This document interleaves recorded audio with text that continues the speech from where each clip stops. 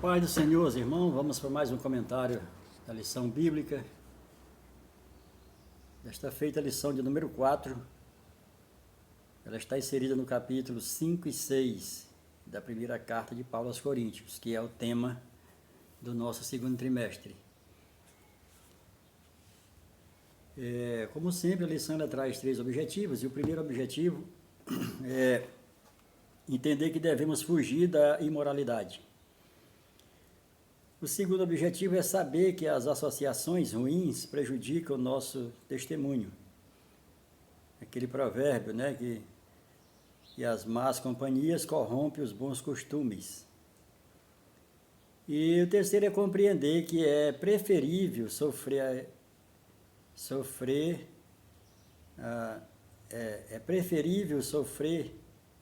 a causar a injustiça, né? É preferível sofrer o dano do que causar a injustiça. A lição de número 4, o tema é imoralidade e litígios, né? O texto áureo diz: todas as coisas me são lícitas, mas nem todas convêm. Todas as coisas me são lícitas, mas eu não me deixarei dominar por nenhuma delas. 1 Coríntios 6:12. A verdade prática diz: o Evangelho impõe uma separação clara das práticas erradas que o mundo acha normal. O que está em 1 Coríntios 6:12 aqui no texto áureo está falando de liberdade. O Evangelho é liberdade. Jesus nos libertou, né? Nós somos libertos do pecado lá do Éden. E nós somos libertos para fazer o que quisermos fazer.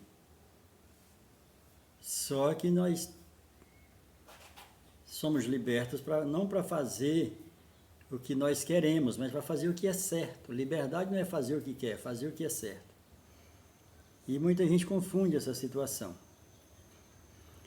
A introdução diz: no capítulo 5, Paulo alerta a igreja de Corinto sobre a prática de imoralidades no meio dela. Ele os repreende e recomenda que não tolerem tais práticas.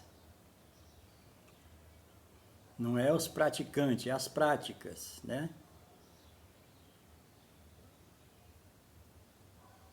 Reprováveis até mesmo entre os descrentes, nem se associe com os que praticam. No capítulo 6, Paulo censura os que estavam litigiando na justiça comum romana contra seus irmãos na fé, recomendando que as diferenças entre eles fossem resolvidas, né, internamente, evitando injustiças e o mau testemunho aos que são de fora.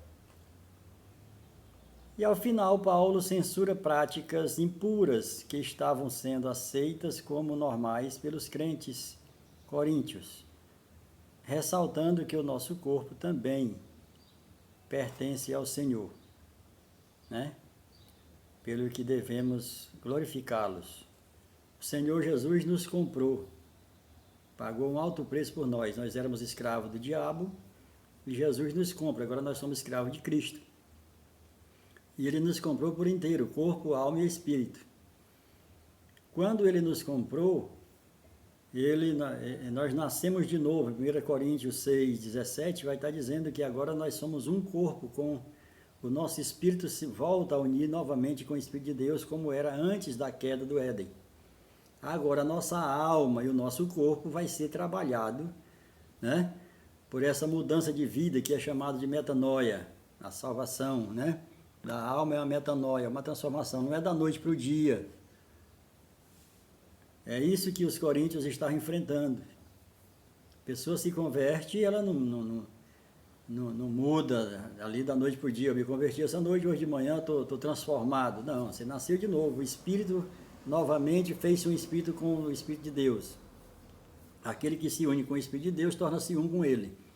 Mas o corpo e a alma, né, elas vão sendo passando pela metamorfose, né? Pela metanoia, pela transformação, aí tem aquela briga que Paulo vai falar muito acerca da briga do espírito com a carne. É justamente a alma, a razão da alma, né? O desejo da carne. E essa situação ela vai sendo trabalhada, ela vai sendo transformada através da palavra. E a necessidade, né? Da salvação no espírito, no corpo e na alma. A no espírito é instantânea, a da alma é um processo, é uma transformação, é a metanoia, aquilo que acontece com a borboleta, né? Primeiro é um casulo, e aí na metamorfose ela se transforma em borboleta. Da mesma forma é a nossa alma, né? Ela vai sendo trabalhada, vai sendo transformada. E o corpo só vai ser totalmente salvo, né, quando Jesus voltar. E vai transformar esse nosso corpo num corpo glorioso. Até lá o nosso corpo é sujeito a todas as intempéries do mundo, a todas as situações, né? Nós não podemos entregar o corpo, mas o corpo está sujeito a isso, né? E são 3 tipos de salvação, né? A salvação, na realidade, ela acontece em dois aspectos, no judicial e no aspecto orgânico. O aspecto orgânico ele é em três tempos, no espírito, no corpo e na alma.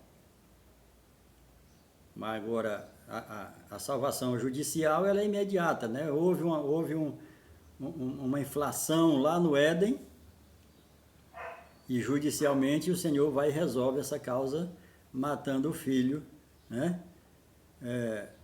Em lugar do homem, e para salvar o homem. Ali é a salvação judicial. Pois bem, o primeiro ponto da lição vai falar sobre a imoralidade.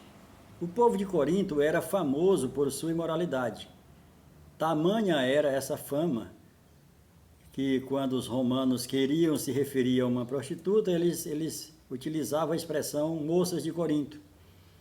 Ou utilizavam uma outra expressão, a corintiar, assim como é no sentido de Sodoma, quando se quer falar no sentido do pecado de homossexual, né, homossexualismo, a gente fala sodomia, né? Da mesma forma era lidado ali em Coríntio, né? Quando querias falar acerca da prostituta, né, e queria falar isso de forma disfarçada e falava a corintiar. Mas isso é uma situação que Deus já vem tratando, quando Deus tira o povo de Israel para levar para a Terra Prometida, essa Terra Prometida estava na mão dos pagãos, que tinha todo esse tipo de situações, né? De incesto, de pai com filhos, com homens com animais, seres humanos com animais, tendo relação sexual com animal, e homem com homem, e mulher com mulher. Os pais entregavam os filhos às divindades, né? Os filhos para ser queimados. E aí Deus ele pega um povo santo, separado, tira do Egito e leva para a Terra Prometida, mas ele adverte, olha, vocês não vão se misturar com esse povo, eu estou tirando um povo santo e trazendo para o meio de um povo profano. E eu estou tirando essas nações daí porque essas nações são profanas, né? Então eu estou levando um povo santo, Deuteronômio 7, né? Então Deus ele faz isso. No caso da igreja em Corinto é o contrário. O povo, né, é imoral, o povo pratica todo aquele tipo que acontecia lá na antiga Canaã, e agora vem o Senhor Jesus através da igreja e vai pegar o povo que é profano e vai santificar. É diferente do que Deus fez quando pegou o povo santo, separado dele, da linhagem de Abraão, e traz para Canaã, que era a terra condenada, que era uma terra cheia de tudo que desagradava a Deus, no sentido de prostituição e de idolatria. E agora, na igreja, agora no tempo da graça, Jesus vem, pega um povo, que é esse povo, né, que comete todo esse tipo de aberração, e Jesus vem, pega esse povo e traz para o seio da igreja. Então é de se esperar que esse processo ele é demorado, né? Esse processo, essa metanoia, essa metamorfose, essa mudança, ela vai sendo trabalhada. Mas o que apressa o resultado dessa mudança é justamente o conhecimento da palavra. É isso que Paulo vai bater forte nas cartas que ele escreve às igrejas que ele plantou. Justamente para conhecer. Porque quando você conhece a verdade, fica mais fácil de você se livrar dessas situações. E é essa guerra até hoje que a igreja se afastou daqui e aí estão vivendo em situações também, não na situação de Corinto, mas uma situação parecida no sentido de desconhecer a palavra de Deus. Pois bem, e aqui, nesse primeiro ponto que nós relatamos acerca de Deuteronômio 7, quando ele fala, né, aqui da situação do povo que Deus estava trazendo, Deuteronômio 7, quando o Senhor Deus te trouxe da terra, né? Te trouxe da terra do Egito e trouxe para essa terra para possuir, e tiver expulsado as muitas nações diante dos hebreus, né? E aqui tem o nome das nações, os gigazeus, os amorreus, né? Então, quando o Senhor, teu Deus, te entregar diante de ti, tu as ferirás e destruirás completamente, não farás pacto algum com elas, né? E aqui, em todo o capítulo 7, vai estar o Senhor dizendo por que o Senhor fez isso. Porque és um povo santo para o Senhor Deus. O Senhor Deus te escolheu como um povo especial, né, para si mesmo, acima de todos os povos que havia na terra. O Senhor não derramou o seu amor sobre vós, nem vos escolheu, porque era mais numeroso, ou por qual outro povo, né, que era melhor do que outro povo, por vós seres menos em número, vocês eram até menos do que todos os povos, mas porque o Senhor vos amou. Então aqui o Senhor está trazendo um povo santo e colocando numa terra amaldiçoada, que era Canaã, e profana. Agora, através de Paulo, através da igreja, através da graça de Jesus Cristo, ele pega um povo profano, como nós, os gentios, como eu e você, e agora traz para a igreja para santificar. E esse processo da santificação, ela é justamente esse processo, né? E é demorado, ele não é fácil e não é rápido. O segundo subtópico do primeiro diz fornicação, adultério e prostituição.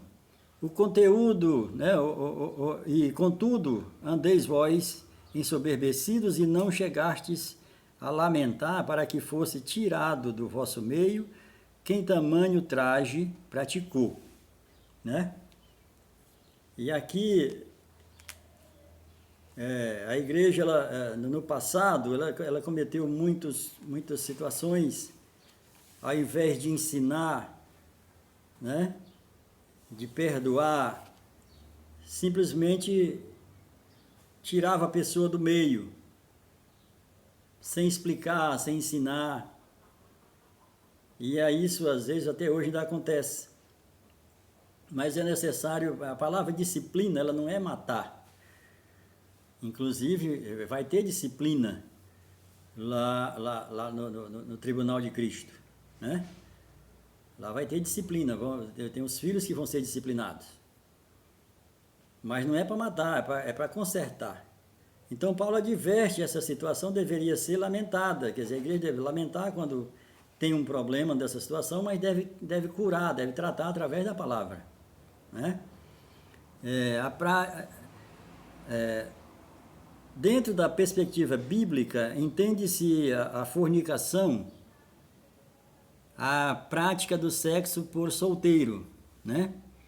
O adultério por pessoa casada e a prostituição por pessoas que fazem isso para vender o corpo, né? E isso não fica bem claro ali quando os fariseus e os sacerdotes procuram para Jesus acerca da prostituição, quando ele diz acerca do divórcio, né? Moisés nos autorizou a dar a carta de divórcio por conta de adultério. Jesus disse, olha, em princípio, não é no princípio, é em princípio. Princípio é algo que foi criado para ser observado e para ser cumprido. Não é um começo, não é um tempo, não é um começo de tempo, não se trata de cronologia, de tempo. É uma lei, estabelecer essa lei, é em princípio, não é no princípio, é em princípio. E Jesus diz, olha, em princípio não foi assim, porque Deus criou o homem e a mulher, e os dois se unem no casamento, e aí passa a ser uma só carne. Não, é indissolúvel, não separa mais. Né? Aí Moisés autorizou a dar carta de divórcio pela dureza do coração de vocês, mas o casamento permanece.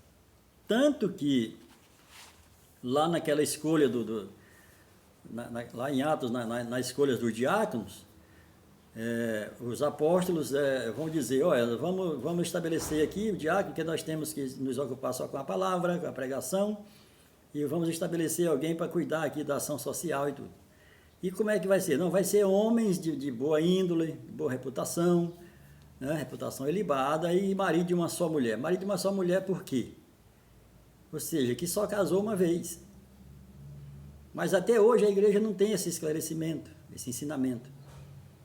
Ela acha que marido de uma só mulher é o cara que tem uma mulher hoje, muito embora ele tenha tido 3 ou 4 no passado. E não é isso. A Bíblia está ali, o que está se referindo, o que Jesus está dizendo é que se você casou com uma, largou, casou com outra, largou, casou com outro, largou, você não é marido mais de uma só mulher, você é marido de 2, de 3, de 4, muito embora você esteja vivendo com uma, ou não esteja vivendo com nenhuma, mas é marido das quais você se casou, ou se você coabitou, e não há necessidade, no casamento não é porque você foi no juiz, ou no cartório, ou no padre, ou no pastor, não, o casamento é quando você se deita, é quando você coabita. O que está registrado na palavra de Deus é isso, juntou. Assim como o próprio Jesus vai utilizar, o próprio Paulo vai usar acerca do novo nascimento, quando nós nascemos de novo no Espírito. Em 1 Coríntios 6,17 está dizendo justamente isso. Quem se ajunta novamente com o Espírito de Deus, torna-se um com ele. Da mesma forma, né? O homem que se ajunta com a mulher, torna-se um com ela. Se ajuntou com o animal, torna-se um com ele. Né? É disso que a palavra está dizendo. E aí é preciso, ao invés de matar a pessoa, de jogar para fora, é preciso cuidar, ensinar, através da pregação da palavra, do ensino da palavra, coisa que está escassa nos últimos dias. Não tem mais ensino da palavra, porque ninguém buscou o que está realmente escrito, qual é o real, né? Buscar o original, porque nós temos muitas cópias, mas dessas muitas cópias tem muita coisa humana, tem muita coisa errada, palavra que foi colocada fora de contexto, por erro de tradução ou até mesmo de digitação. E o terceiro subtópico fala do velho fermento. O velho fermento, lançai fora o fermento. Toda vez que a palavra de Deus fala de fermento, ela está falando de pecado, de coisa errada, que não é para estar ali. Então, fermento é uma coisa que ela não altera o tamanho, ela não altera o peso, ela altera o tamanho, ela dá volume, né? E aí nós temos, por isso que na Páscoa, nos 7 dias da festa da Páscoa, dos pães asmos, o Senhor requer na sua lei e diz que não, você tem que deitar fora, ou seja, tirar da sua casa o fermento, não é para ter nem dentro de casa. né? Porque aquele fermento que as pessoas faziam no passado, ele ficava dentro de casa, ficava fermentado, não era como a gente tem hoje, o fermento químico e biológico, era feito da própria massa, né? A massa envelhecia, você deixava ali, se não fosse usado, estragava, você fazia outro. Mas sempre tinha que ter fermento em casa para fazer algum tipo, fazer um bolo, uma coisa. Mas na Páscoa não era para ter. E esse fermento, ele é tanto na massa quanto no suco. Qual é o fermento da massa, né? É aquele que leveda a massa. E qual é o fermento do suco? É aquele que deixa o suco avermelhado, né? Que deixa o suco alcoolizado. Quanto mais tempo de fermentação do suco de uva ou de qualquer outro suco, vai acrescentar o teor alcoólico. E como não podia ter fermento, tanto seja no suco quanto na massa. Claro que a Bíblia vai falar mais sobre a massa, porque era uma coisa mais comum, né? E hoje nós temos na nossa ceia, serve na ceia pão com fermento, né? Não está de acordo com o que diz a palavra, porque o pão que Jesus usou na ceia foi o mesmo que foi usado na Páscoa. Na festa da Páscoa, termina a Páscoa, o Senhor institui a ceia, né? Ele institui a ceia. E aí ele usa ali os mesmos, né? Utensílios ali, os mesmos produtos, ele usa ali a mesma, o pão e o suco para instituir a ceia. Ele usa os mesmos ingredientes, né? Que sobrou da Páscoa, ele usa na ceia. E tanto o suco quanto o pão não tinha fermento. E nem mel, nem doce, porque o pão tinha que ser comido com ervas amargas. Ele não apenas não tinha doce no pão, açúcar no pão, mel no pão, pelo contrário, além de não ter o doce, ainda acrescentava ervas amargas, para ficar ainda mais, simbolizar ainda mais a situação de que Jesus iria passar por aquele processo. Pois bem, então, associações perigosas, né? É ali o que diz Salmo capítulo 1, né? Bem-aventurado o homem, bem-aventurado o varão, que não anda segundo o conselho dos ímpios, nem se detém no caminho dos pecadores e nem se assenta na roda dos escarnecedores. Então, esse conselho, ele permanece até hoje, da mesma forma que estava. E isso não tem nada a ver com salvação. O fato de eu me afastar do irmão por conta de alguma situação, porque ele é meio enrolado em negócio, porque ele mente, e não tá se falando de salvação, está se falando dessa situação aqui de conduta, né? E nós não fomos salvos pelo nosso comportamento. Nós não fomos salvos pela nossa boa conduta, não. Até porque a salvação ela veio primeiro. Porque a nossa salvação, ela existiu na eternidade antes da fundação do mundo. Deus, ele mata o cordeiro antes da fundação do mundo. Deus nos chama, em Romanos capítulo 8, verso 29 e 30, primeiro ele nos conhece, depois ele nos predestina, depois ele nos chama, depois ele nos santifica, depois, entendeu? Tudo no passado. Não é por bom comportamento. Claro que eu, como santo, como salvo, eu tenho que produzir frutos dignos. Mas isso não o que nós estamos tratando aqui não é da salvação. A salvação é pela graça sois salvos, isso é um dom. E o que é sempre cobrado, e Paulo vai falar muito disso, acerca da graça e do reino, coisa que ainda é misturado na igreja, a igreja não conseguiu desassociar essa situação da salvação e do reino, né? Da graça e do sacrifício, né? Paulo recomenda aos cristãos em Corinto que não flertem com o pecado, né? Flertar é achar normal, não chegar no sentido ali de repreender, de ensinar, olha, isso aqui está errado. Porque dentro de nós habita o Espírito Santo e quando a gente pratica isso, o próprio Espírito Santo fala conosco que nós erramos, que não era para nós ter falado aquilo, não era para ter feito isso, por que eu fiz aquilo, né? Então, o próprio Espírito Santo que habita em nós faz isso. Devemos conviver com o mundo sem nos deixarmos influenciar, né? O que o próprio Paulo está dizendo aqui no capítulo 5, verso 10. É justamente disso, que a gente não pode se isolar do mundo. Eu não posso misturar com o mundo. Mas também não posso, né? O Senhor não nos tirou do mundo, Ele nos salvou e nos deixou aqui, né? Então, 1 de Paulo aos Coríntios 5, 10 vai dizer: porém isso não quer dizer com os fornicadores deste mundo, ou com os avarentos, ou com os extorquiadores, ou com os idólatras, porque senão vos seria necessário sair do mundo. Quer dizer, nós não vamos poder cortar relação com esse tipo de povo, nem do mundo e nem os da igreja. Porque na igreja nós somos cheios de defeitos, nós temos problemas. Mas mesmo do mundo e dentro da igreja nós temos que conviver com situações que a gente não aceita, não concorda, porque senão necessário seria sair do mundo. É isso que Paulo está querendo dizer. O segundo subtópico do segundo ponto fala aos que se dizem irmãos.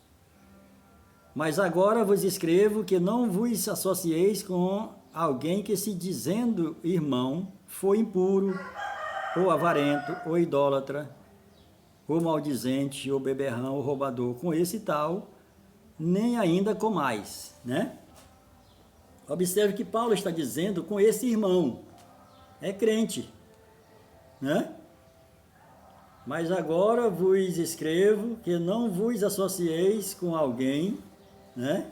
Ele está dizendo com alguém dizendo ser irmão, né? Porque a palavra, o próprio Efésios, lá em Efésios, Paulo escrevendo aos Efésios capítulo 4, verso 17 a 20, Jesus vai dizer, olha, estava no meio dos nossos, mas não é dos nossos, né? Tem muitos no meio da igreja, mas não se converteu, mas isso não nos dá o direito de julgar, dizer, tu não é salvo, tu não vai para o céu, não. Nós temos que entender que no dia da colheita, os anjos vão colher, e eles vão colher, porque tem muitos que estão no meio, mas não são dos nossos. E até porque não precisa nem a gente bater tanto a cabeça, porque quando a gente vai estar fazendo certo, aqueles que querem continuar fazendo errado, eles não vão continuar, eles não vão permanecer, eles não vão aguentar ficar. Eles mesmos vão sair. É o que tem acontecido, né? Quando você continua fazendo a coisa certa, continua indo pela palavra, continua cultuando de acordo com a palavra, aqueles que se sentem incomodados e acabam saindo. Sem ter a necessidade de você ter que chegar às vias de fato, né? de púlpito, expulsar as pessoas. Não há necessidade disso, basta fazer o certo. Porque a própria palavra diz que as trevas, elas não suportam a luz. Quando a luz chega, e o que é luz? Luz não está falando apenas de luminosidade, de lâmpada, está falando de conhecimento. Lança conhecimento sobre o problema. Lança o conhecimento, né, sobre a causa, traz a verdade sobre a mentira, e a mentira não vai subsistir. Esse é o que a palavra está querendo dizer. O terceiro subtópico fala afastando o malfeitor. Os de fora, porém, Deus os julgará. Expulsai, pois, de entre vós o malfeitor, né? Expulsar aqui não é fazer essa coisa que era feita de púlpito. É você simplesmente conversar, leva para o conselho da igreja. Se a pessoa não entender, se a pessoa não receber, aí a pessoa corta relacionamento, né? E deixa ele com o Senhor. Para as pessoas de fora, sejamos luz não só para as pessoas de fora, mas nós devemos ser luz uns para os outros também, né? Nós devemos trazer luz de conhecimento. Quando o Espírito Santo revela algo para mim ou para você, você precisa levar isso. Isso é luz. Levar isso para a igreja, levar isso para os irmãos, né? Então, o primeiro, aí ele fala aqui acerca de limpar o peixe, né? No sentido de ganhar alma. A gente evangeliza, vem todo mundo. Não há acepção de pessoa para a salvação. Mas existe acepção de pessoa para reinar. Não é todos os salvos que vão reinar com Cristo. E ele inclusive diz lá em Apocalipse, é para os vencedores, para os que vencem, né? Os vícios, para que vence. Por quê? Porque tem crente que não vence a mentira, né? Tem crente que não oferta, tem crente que não dizima, tem crente que não evangeliza, tem crente que não lê a palavra, tem crente que não ora, mas é crente, é. Segundo Paulo fala em Romanos 10, de 9 a 10, ele está dizendo, confessou que Jesus, que Deus enviou seu Filho, e ele morreu e ressuscitou. Se você confessa isso, você é salvo, pronto, ponto final. Agora, para reinar, aí sim, aí você precisa trabalhar, você precisa produzir, você precisa dar fruto. É isso que vai fazer com que a gente vá reinar com Cristo. É por isso que ele chama os vencedores. E aqui fica, é uma linha bem fina, bem tênue para a gente falar desse assunto, né? Buscar no original da palavra no hebraico, que significa lançar fora, expulsar aquele que pecou. A gente não vê ninguém expulsando aqui no Novo Testamento, em Atos dos Apóstolos. A gente vê aquele cidadão que era feiticeiro e que fez, quando ele se encontra com Paulo, com Pedro, e aí ele disse, olha, a gente vai orar por ti. Nós vamos interceder por ti diante de Deus, para ver se a tua alma e teu espírito, né,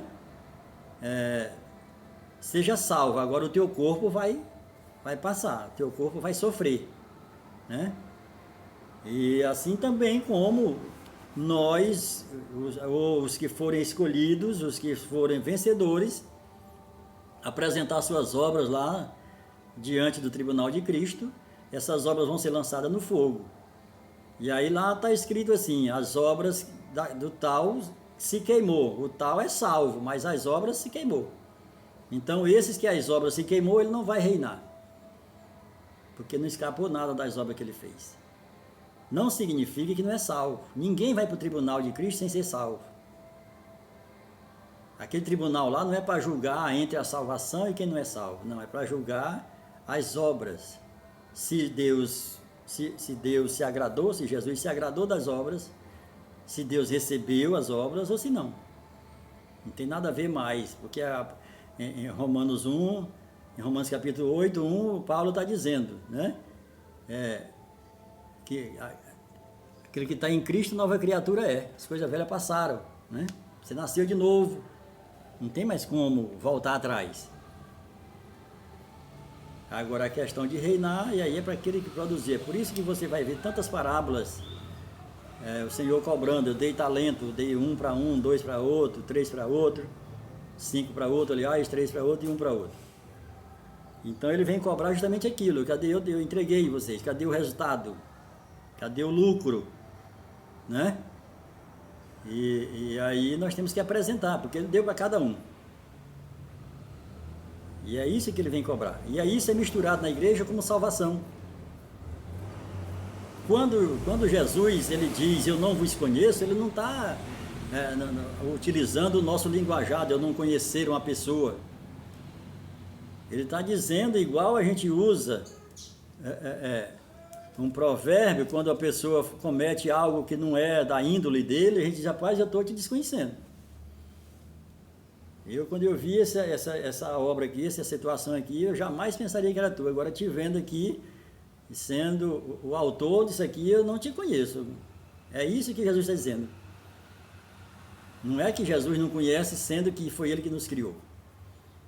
Ele está dizendo, não aprovo, eu não aprovei o que vocês fizeram. Né? Vocês não vão reinar comigo, mas é salvo. Não tem nada a ver com a salvação, que é um presente. O terceiro ponto aqui, litígios, né, judiciais.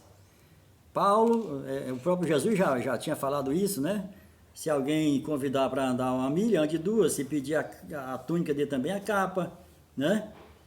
E dá a esmola sem olhar quem, né? Nem esmola, a gente tem hoje chamado por esmola, né? Mas aí Paulo vai estar dizendo assim para a gente sofrer o dano, né? E isso, muita gente tem aquele negócio, não leva o desaforo para casa, né? Ai daquele que pisar no meu calo, se falar comigo recebe na hora, quer dizer, esse tipo de coisa está contrário ao que a palavra está dizendo. E isso também vai falar acerca de Jesus. Quando chegar lá no tribunal, ele vai dizer, eu não vos conheço com aquilo que vocês responderam, com aquilo que vocês falaram, com os de fora ou com os de dentro. Ali é uma parte de que a gente tem que vencer isso. Tem crente que não consegue vencer isso. Não consegue vencer esse ímpeto, né? De responder grosseiramente, de maltratar as pessoas, né? Tem crente, e isso independente de nível de crente, no sentido de cargo, né? De pastor, tem gente que não vence isso. É salvo, mas não vai vencer isso nunca. E o que é que vai acontecer? Não vai reinar. Porque não venceu essa parte de ser, de sofrer o dano, de dar a outra face. Isso é vencer. Passou pelaquela prova e venceu. Mas tem muitos que passam lá e não passam nessa prova. Não passando na prova não é vencedor, não é um crente vencedor. Então, o segundo subtópico do terceiro diz quando recorrer ao judiciário. A gente tem visto muito isso. Crentes empresários e crentes funcionários, e aí questão aí de causas trabalhistas, leva o patrão na justiça, né? Primeiro, o patrão errou porque não fez o que era certo. Mas a palavra diz que tem que sofrer o dano. Ah, não, mas a lei o quê? A lei de Deus ou a lei do mundo? Né? Aí as pessoas, os funcionários buscam a lei do mundo quando é benefício para si. E aí quando é para corrigir a lei do direito do empregador, que é crente, e que o funcionário está errado, aí ele busca a lei dos homens. Ou ele busca a lei de Deus, quando é para ele cumprir a lei. Quando é para ele cobrar, ele vai para a lei dos homens para cobrar o patrão. Quando é para ele trabalhar, quando é para ele fazer aquilo além pelo que ele é pago, que a palavra nos recomenda fazer, aí ele ele não recorre à lei de Deus, né? E aí nós temos que ter esse cuidado, para não recorrer para a lei de acordo com o nosso entendimento, no sentido de querer passar a perna nos outros, né? Levar vantagem. A gente vê muito isso. Pessoas cobrar os direitos e esquecer dos deveres. E não é certo, segundo a palavra de Deus, a gente levar problemas dos irmãos, problema que eu tenho com o irmão, levar para a justiça comum, para a justiça humana. É o mesmo que está sendo repreendido aqui na palavra. Paulo está repreendendo. Mas isso acontece muito hoje. Não resolve na igreja, né? Que Deus abençoe, é uma lição muito rica, muito boa, mas que aqui Paulo está trazendo para nós entendermos acerca da graça, acerca do reino, né? Acerca daquilo que Jesus recebe, né? E daquilo que Jesus não recebe. Nós possamos entender bastante isso, porque sem entender isso, a gente vai ficar sem saber servir. Como é que eu sou seu servo e eu não passei por um treinamento, não passei por um curso para me lhe servir? Eu não vou saber nem lhe servir. Eu preciso. É por isso que Jesus veio a essa terra e passou 3 anos e meio com seus discípulos, que ele escolheu, ensinando. mostrando para nós como é que é. Para fazer aquilo que Ele quer que seja feito, Ele nos ensinou a fazer. Mas para isso eu preciso aprender pelo manual dele. O que eu devo fazer para Ele, para agradar a Ele. E isso precisa ser feito imediatamente na igreja, que a igreja está longe e não está lendo o manual. Se não está lendo o manual, não está sabendo aonde é que deve servir, como deve servir, né? E Deus vai dizer assim, eu não recebo, que na tradução errada está dizendo eu não conheço. Que Deus abençoe a todos, em nome de Jesus, amém.